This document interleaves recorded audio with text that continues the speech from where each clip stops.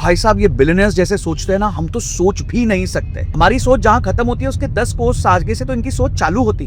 बहुत जबरदस्त एग्जांपल देने वाला हूं, पूरी वीडियो देखना।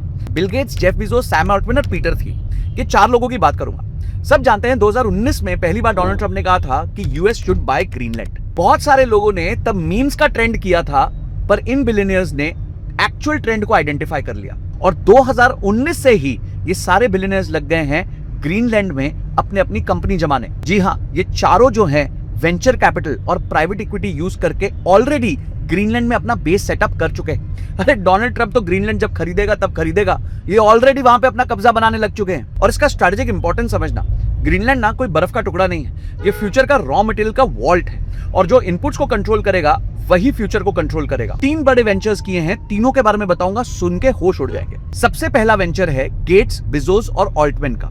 इन्होंने स्टार्ट किया है AI driven mining rare earth metals का। अब समझिए, माइन ढूंढने से लेके मटेरियल लाने तक बहुत समय लग जाता है और इस समय को कम कर सकता है एआई। तो एआई यूज करके ये तीनों कोशिश कर रहे हैं कि जितना जल्दी हो सके ग्रीनलैंड से रेयर अर्थ मेटल्स को निकाला जाए। दूसरा समझिए, एआई का रॉ मटेरियल क्या है?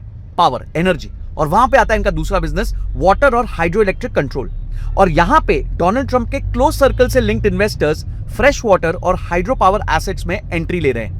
ग्रीन एनर्जी यानी कि चीप पावर यानी कि एआई जो है एनेबल हो जाएगा और वो रेयर अर्थ मेटल्स को जल्दी ढूंढ पाएंगे। और तीसरा है रेगुलेटरी एक्सपेरिमेंट्स। जी हाँ, ये सब करने के बाद कंट्री का रेगुलेटरी मॉडल भी तो कंट्रोल करना है और यहां पे आता है पीटर थिल का backed idea, special zones, lighter regulations, ताकि डीप टेक और डिफेंस कंपनीज फास्ट स्केल कर सके।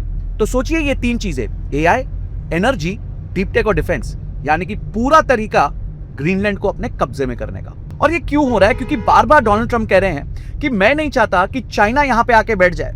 चाइना वेस्टर्न हेमिस्फीयर में हमारा नेबर नहीं बनना चाहिए और आज के दिन चाइना के पास रेयर अर्थ मेटल्स का लायंस शेयर है और आज सारी दुनिया चाइना पे डिपेंड कर रही है रेयर अर्थ मेटल्स के लिए। चाहे एआई चिप्स हो, semiconductors, EV batteries, drones, missiles, clean energy, सबके लिए जो रेयर अर्थ मेटल्स लगते हैं वो चाइना के पास है। तो इनपुट्स अगर चाइना के पास है तो लेवरेज भी चाइना के पास है। तो दोस्तों, जब हम चीजों का मजाक उड़ा रहे होते हैं तब बिलियनियर्स साइलेंटली ट्रेंड को समझ के अपने बिजनेस को एक्सपैंड कर रहे होते हैं। और इसलिए मैंने कहा था, जहां हमारी सोच खत्म होती है उसके 10 कोस आगे से इनकी सोच चालू होती है। तो आपको क्या लगता है, क्या यूएस फाइनली ग्रीनलैंड को कैप्चर कर पाएगा? मुझे कमेंट सेक्शन में बताना। इस वीडियो को सारे दोस्तों के साथ शेयर कर देना ताकि उनको भी पता चले कि एक्चुअल बिलियनियर्स सोचते कैसे हैं। चैनल को फॉलो करके वीडियो को लाइक कर लेना। कल फिर मिलता हूं।